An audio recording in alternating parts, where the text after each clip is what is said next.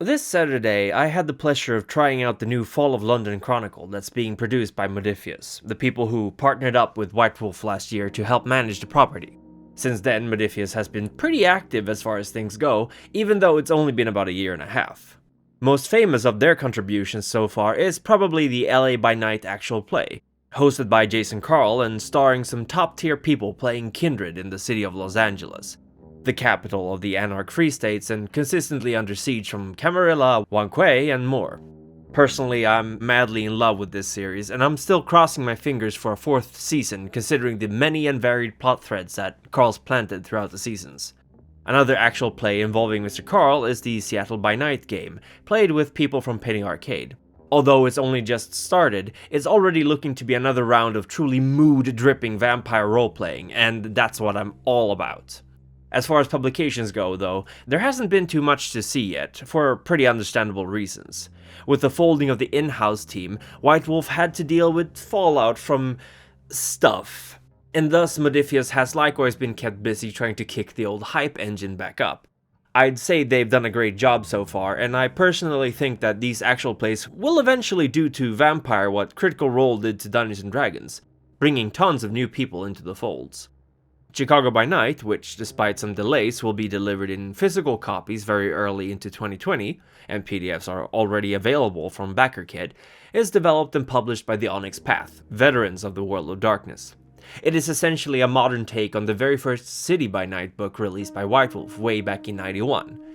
A lot has happened since then though, far too much to go into detail here, but for an old silverback like myself, it's amazing to see how the writers have upgraded tons of the characters from the old books, giving them more depth, new motivations, and of course stunning new artwork. I mean, check out the resident hacker Ventru, Bobby Hurricane Weatherbottom. Youch! You've also got a folio of Chicago by Night in the works, with in-lore notes, diary entries, and things like that. And for any of you who are familiar with V5's way of storytelling, this won't be something new for you.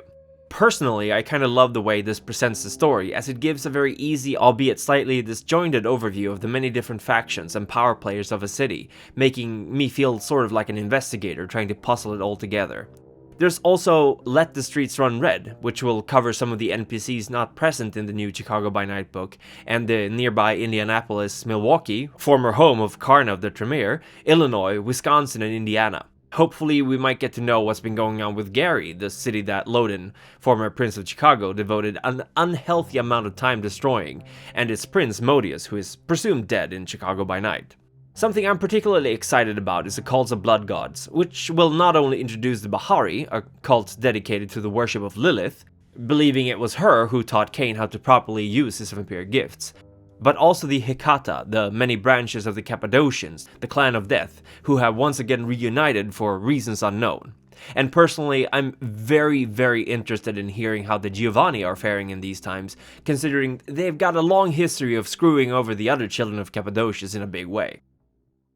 And all that's just the immediate stuff on the horizon. There's also board games, miniatures, PC games, and a whole bunch of other stuff coming up. But what is Modiphius up to? Well, the Fall of London, of course. It is a firmly established piece of canon that the Second Inquisition, under the guidance of First Light, a sort of collaborative effort by several international security and intelligence agencies, have wiped out more or less every vampire of importance in London in the V5 setting, which is the direct continuation of previous editions of Vampire the Masquerade. And for those of you who don't know, London, and in fact the British Isles, were never technically under either the Sabbat or Camarilla, or even the Anarchs. No, they were ruled by an incredibly powerful Ventru Methuselah called Mithras. If that name sounds familiar to you, that's no surprise. Mithras was a deity worshipped by Romans way back, and especially amongst their legions. There is even an old temple to Mithras that can be found in London. In lore, Mithras originally came from Persia, but was swept up in the Roman expansionism and traveled with them to the British Isles, where he later established himself as the de facto ruler. So powerful was he, in fact, that the founders of the Camarilla left him mostly to his own devices. He created his own laws, but included, albeit slightly modified, some of the traditions into his own laws, smoothing over his relationship with the Ivory Tower. I will most likely make a video at some point specifically about Mithras, because boy, there is a lot to unpack there. But for now, we will fast forward a bit, specifically to the year 2012. Oh, and I'm just gonna say it right away, massive spoilers up ahead. So if you want to go into Fall of London blind, I would strongly recommend fast forwarding to the timestamp up on the screen right now, where I will be summarizing my experience without the spoilers. So, the year is 2012, which is also the year of the London Olympics, and Mithras has been missing since the 1940s. He is presumed destroyed, and in a way is, as he's been diablerized by a Sabbat Banu Hakim called Monty Coven, and the two now share a body. And the player characters all wake up in a crypt underground where they have been asleep for a very long time. Suffering from selective amnesia, they can only barely remember who they are, let alone who Mithras is, but a servant of his cult, which presumably has only grown more devout as Mithras himself hasn't been able to regulate them, quickly briefs them on the current situation and shows them the chalice from which ancient blood has been fed to them in order to wake them up, potentially even from Mithras himself. They are the Heralds of the Sun, agents of the cult of Mithras, and essentially their A-team, awoken only when there is a dire need for their skills, such as now. And for our game, we played with 5 pre-generated characters. There was a Nosferatu ex-military, a Bruja gentleman and, I presume, sword fighter, a Hecata medicinal doctor, a Tremere scholar, and myself, Lady Catherine Montague, a Ventru. Now, I had a lot of fun playing Lady Catherine. Born and raised rich, she had a dissatisfied streak where she felt stifled and oppressed by society's expectations on her. She was of a siren predator type, meaning that her preferred hunting method was seducing mortals and feeding from them mid-sex. Lady Catherine's relationship with Mithras was strained. She didn't know who this man was at the start of the game, but she thought he sounded like your typical chauvinistic old-school Ventru, an interesting contrast with some of the other PCs who literally worshipped Mithras as a god. The first thing any of us did was to feed. Having been in torpor for roughly 70 years, it's safe to say that the beast demanded it, and we were brought some mortals to feed upon. Right away, Lady Catherine walked up to the richest looking of them, grabbing the woman by the chin and staring her in the eyes. "Kneel before me, darling," she whispered, and through her vampiric powers made a mortal do exactly as she said before feeding. Now, once everyone was fed, more or less, we washed up and got dressed. All the while being told that things were under control, but that some kindred were worried the mortals were starting to catch on to them. Crazy, I know. As we were briefed on our mission, which was the retrieval of an ancient dagger that once belonged to Mithras and which had been stolen by a Nosferatu by the name of Richard the Word, a former member of the cult who had broken off from it, alarms were raised about mortals attacking the facility, calling themselves police. We were quickly briefed on what a CCTV was, were given burner phones, and then sent on our merry way together with our liaison in the cult who had arranged hotel rooms in East London, roughly in the area where we were situated. The merry way, unfortunately, turned out to be through a sewer, much to Lady Catherine's dismay. She'd picked a rather nice dress suit for herself, but alas, she needed to forego the high heels, which honestly ruined the rest of the evening for her. There was also a humorous interaction between the lady and Miss Alice Mockindale, the Tremere scholar, as Miss Mockindale was wearing trousers, an outrage to be quite honest. Once we arrived to the hotel, relatively safe and unharmed, we spent a little while trying to figure out how a flat piece of plastic could be magnetic and how it could open a specific type of lock, but eventually we succumbed to our need to rest. The day after, we went out hunting in order to familiarize ourselves further with the world we'd woken up in. Lady Catherine had an amorous encounter with Bethany Lowell, which honestly was delightful, as I was very happy that Modiphius chose to include a character belonging to the LGBT community. Or so I would assume, since it wasn't just feeding, but explicitly sex going on.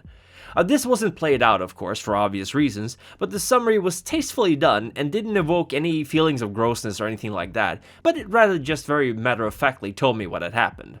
Bethany, it turned out, was a spy sent by the Word, the Nosferatu, to spy on me and create a rapport. Thankfully, Lady Catherine was not so easily swayed by looks alone, and I sussed that out, as well as the approximate location of the Word's haven. And as we reconvened, the other players had also had encounters giving them further clues to our target's whereabouts. The Tremere had also managed to acquire a ring, which she wasn't quite sure what it did, but it kept it on regardless, as it was clearly enhanced by some form of blood magic. Finding out that the Word was hiding in an abandoned metro station, we decided to reconvene with our contact from the cult, who had gone out for a bit for unknown reasons, at something called McDonald's. Now, Lady Catherine was offended in essentially every way possible. There was no table waiting, ludicrous uniforms, some manner of clown, and vagrants in the restaurant. Please inform Mr. MacDonald that if he ever hopes to run a successful business, he ought to deal with these honestly quite troubling issues. After some deliberation and a huge culture shock in seeing how big the metro had become in the last couple of years, we set out to find the word and the dagger. Fooling the mortals guarding the entrance to the metro was easy enough, and down there we found a wandering kindred by the name of Victor.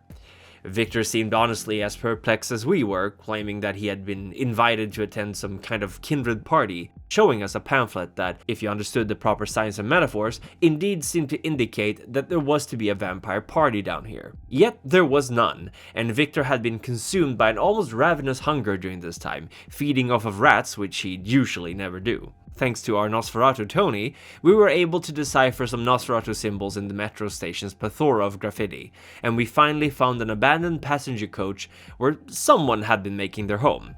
This someone turned out to be an emaciated Nosferatu who attacked us, driven completely mad by the hunger that was now working its magic over us as well. He wanted the ring that the Tremere was wearing, but he was quickly disposed of, the Nosferatu decapitating him after we fruitlessly tried to interrogate him. As that happened, the word made his appearance, saying that the dagger belonged to him. After some exchange of words, he threw us a fake dagger and disappeared into the darkness. Thankfully, our Hecata had stocked up on candles, green, pine-scented ones from an abandoned flower shop, and with it summoned spirits of the victims of the vampires in these tunnels. They guided us towards the dagger, which, when we touched it, threw us into the past, forcing us to relive a scene from almost 1,000 years ago. And that's about as far as I'll go. I won't spoil that specific scene for you for when you play the Chronicle yourself. Our storyteller, the amazing Matt Tim, informed us that he unfortunately had to cut some corners due to time constraints, but honestly, I would not have been able to guess. This was a really fun experience, and I had a lot of fun with the people at the table. The pre-made characters had enough in them that made them easily playable, and I especially appreciated Tim taking the time to write out personal notes to each PC in how their hunting went. Although we played in a very loud room, I only really got pulled out of the game whenever there was an announcement from DragonMeet, which were thankfully quite few. If this was a taste of what the full Fall of London Chronicle has to offer, I'm going to be pre-ordering on day one. Considering we played in a stressful environment, with pre-made characters and with people we didn't know, this went really well, and it was also a really good introduction to someone who's not overly familiar with the setting. I personally feel that involving clan politics and sect stuff into a game can be a little bit too distracting and confusing to people new to the game. While it's true that PCs may have a deep connection to these factions, in a game like this, where time is of the essence, bogging it down with that stuff isn't suitable. Plus, as members of the Cult of Mithras, I would assume our PCs would prioritize that over sect and clan, which made things flow easily. We were also told that our PCs were experienced and had worked together before, and while some of us occasionally disagreed on things, it was never an issue but rather just a chance to play off each other. Also of note is that we had an X card from No More Damsels, an initiative to have an easy out if scenes get uncomfortable. You put your hand on the card and the scene stops, gets glossed over, or otherwise drops out of focus for the game to continue without it. Tim also told us what to expect from a vampire game early on. He talked a bit about the mood, the themes, and some of the difficult subjects. But overall, I don't think any of us ever looked bothered by what was happening, and it was clear that he was a very experienced storyteller. He played off of what we did and said, and he was patient with us feeling things out, not rushing things despite a very tight deadline.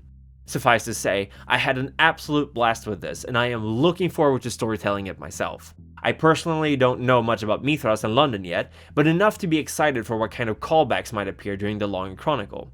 And that's about it for now. I hope you enjoyed this little debriefing on the one-shot at DragonMeet, and fairly soon, probably around the holidays, I will also be providing my review and thoughts on the Coteries of New York, which is scheduled for release on December 11th.